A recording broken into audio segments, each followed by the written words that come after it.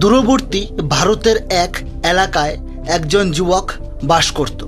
চারপাশে ছিল শুধু ধুলো আর নীরবতা।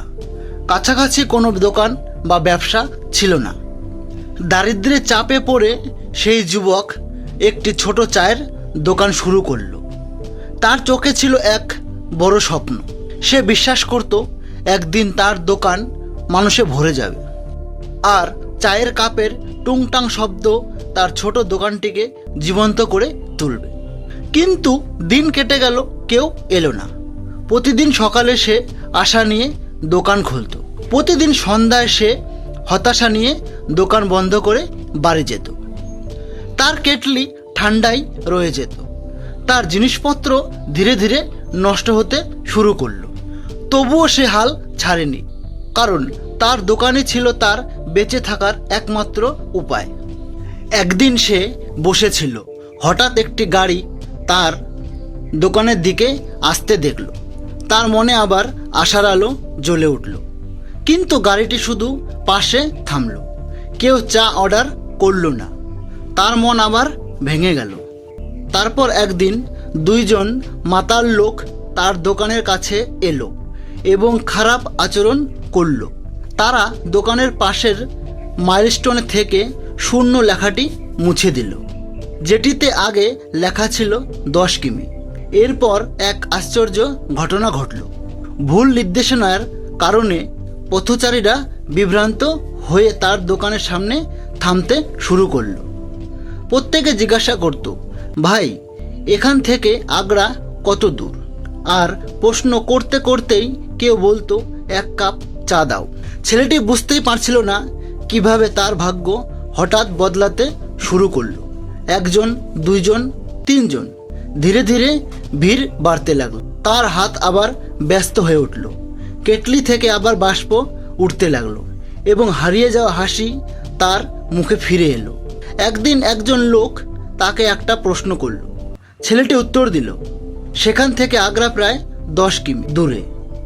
লোকটি তখন বলল, তাহলে মাইলস্টোনে 1 কিমি লেখা কেন?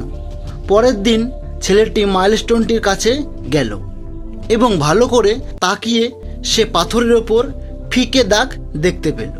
তার হৃদয়ের ভিতরে কিছু একটা বদলে গেল। সে সব কিছু বুঝতে পারল।